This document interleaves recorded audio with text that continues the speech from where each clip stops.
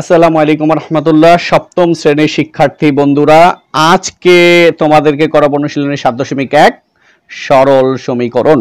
তো এখন করব আমরা ৬ নাম্বার। এবার দেখো 13z - 5 = 3 - 2z। 13টা z, তার থেকে বিয়োগ হচ্ছে 5 আর 3 মাইনাস 2টা z। তো দেখো আমরা z এর কাজ আগে করব। 13z -2z এই পাশে আসলে +2z, তাহলে এটার কাজ শেষ, এটার কাজ শেষ। ইকুয়াল এই যে 3 -5 এই পাশে আসলে +5। ওকে, তাহলে এই 3 এখানে, এই -5 এ পাশে আসলে +5। ওকে, এবার দেখো এবার 13z + 2z, 13 আর 2 হচ্ছে 15, 15z। 13টা z এর সাথে যদি 2টা যোগ করি 15z, 3 + 5 আর 3 + 5 8, বা z = 8। 15 আছে গুণে, চলে আসছে ভাগে।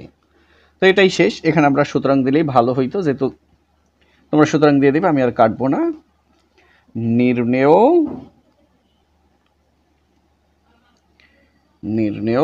মান না, নির্ণেয় সমাধান। হ্যাঁ, তোমরা এই যে এখানে সমাধানটা লিখে নিবা, সমাধান 8/15। এবার 7 নাম্বার দেখো, x/4 = 1/3। যদি এরকম থাকে তাহলে এটাকে আমরা আর গুণন করে সলিউশন করব। মানে হচ্ছে এই পাশের উপরের সাথে এই পাশের নিচের অংশ গুণ, এই পাশের নিচের অংশের সাথে এই পাশের উপরের অংশ গুণ। এখন প্রশ্ন হলো কোনটা বাম পাশে রাখবো।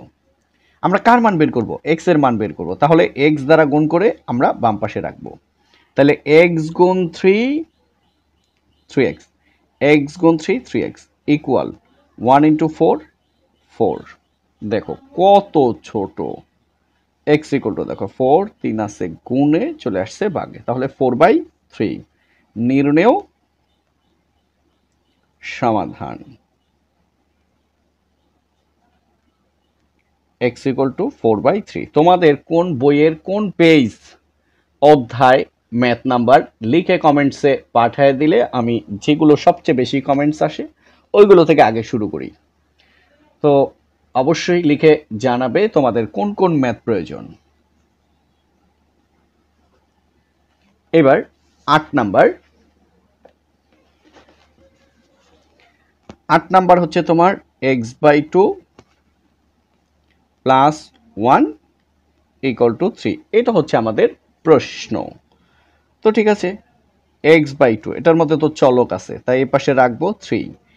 এই +1 এই পাশে আসলে -1, বা x/2।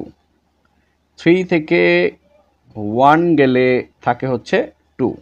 এখন দেখো এই 2, এটার নিচে মনে মনে আছে একটা কি 1। এবার আর গুণন করো, এই উপরের অংশ দ্বারা এই নিচের অংশকে গুণ, এই নিচের অংশ দ্বারা এই উপরের অংশকে গুণ। এই রেখাগুলো কিন্তু তোমরা দিবা না, আমি বোঝানোর জন্য দিয়েছি। তো সুতরাং x গুণ 1 সমান x, 1 গুণ x 1x মানে x ইকুয়াল 2 × 2 4 মানে 4। আমরা পেয়ে গেলাম নির্ণেয় সমাধান x = কি 4।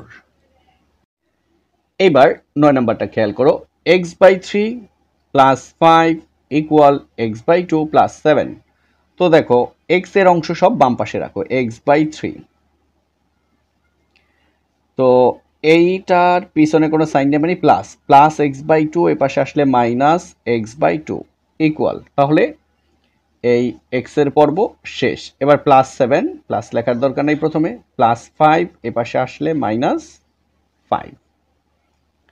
এবার দেখো যখন ভগ্নাংশ থাকবে তখন আমাদের লসাগু করতে হবে।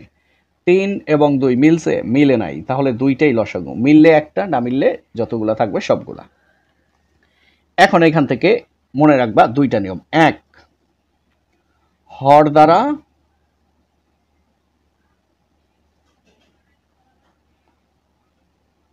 লসাগুকে ভাগ।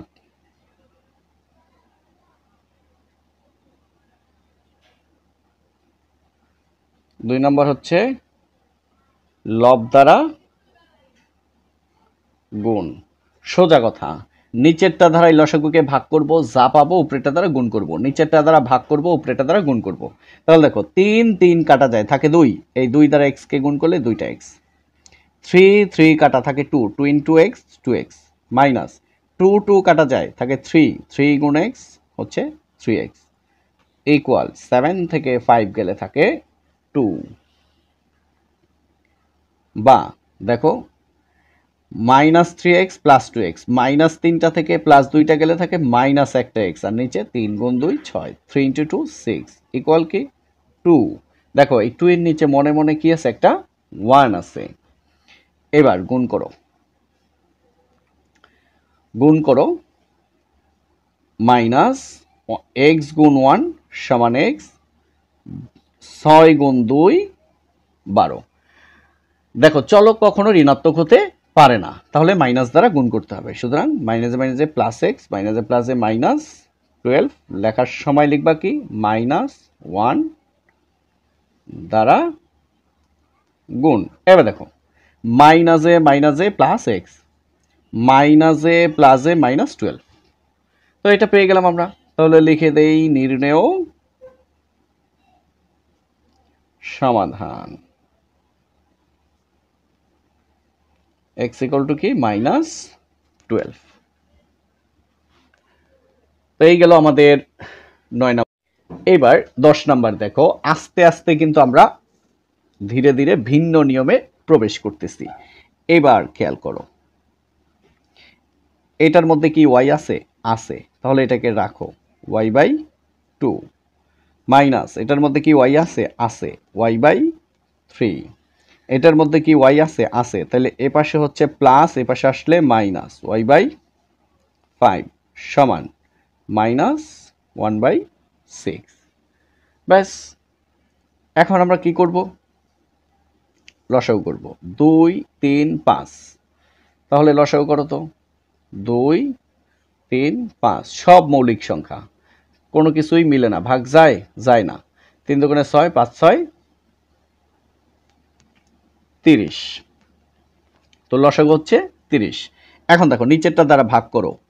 2 30-এর মধ্যে যায় 15 বার, 2 30-এর মধ্যে যায় 15 বার। নিচেরটা দ্বারা ভাগ করছি, যা পাইছি সেটা দ্বারা উপরেটাকে গুণ, 15 গুণ y, 15টা y, মাইনাস দেখো 3 30-এর মধ্যে যায় 10 বার, 3 30-এর মধ্যে যায় 10 বার, এই 10 দ্বারা y কে গুণ করলে 10y বা 10y, মাইনাস এই 5 30-এর মধ্যে যায় 6 বার, 5 30-এর মধ্যে যায় 6 বার, 6 দ্বারা y কে গুণ করলে 6y, equal to minus 1 by 6, বা নিচে হচ্ছে 30। এখন দেখো এটা হচ্ছে তোমার 15y, এটাও মাইনাস এটাও মাইনাস, এটাকে বলে মাইনাসের যোগ। মাইনাস মানে পাবে, মনে করো y মানে টাকা, একজনে তোমার কাছে পাবে 10 টাকা, আর একজনে তোমার কাছে পাবে 6 টাকা, তাহলে মোট পাবে কত? 16 টাকা, মাইনাস 1 বাই 6। এবার একটু খেয়াল করো তো, 16টা y মাইনাস 15টা y প্লাস থাকে কি মাইনাস একটা y, আর নিচে 30, ইকুয়াল টু কি মাইনাস 1 বাই 6। এবার দুই পাশ থেকে মাইনাস বাদ দিয়ে দাও, থাকে কি y by 30 equal to 1 by 6, তাই না? বা y ইকুয়াল টু, ঠিক আছে। আচ্ছা, আর গুণ করি 6y, 6 গুণ y, 6y সমান 1 গুণ 30 হচ্ছে 30। আসলে একান্তরকরণ, এটা উপরে নিয়ে গেলেই হয়ে যেত, যাই হোক ওইটা আর গেলাম না, যেহেতু ওই নিয়ম এখনো আসে নাই। y ইকুয়াল টু এলো 30, 6 আছে গুণে চলে আসবে ভাগে, সুতরাং y ইকুয়াল টু 6 30-এর মধ্যে যায় 5 বার। তাহলে আমরা পেয়ে গেলাম, লিখলাম নির্ণেয় সমাধান y ইকুয়াল টু 5। তো এই হলো আমাদের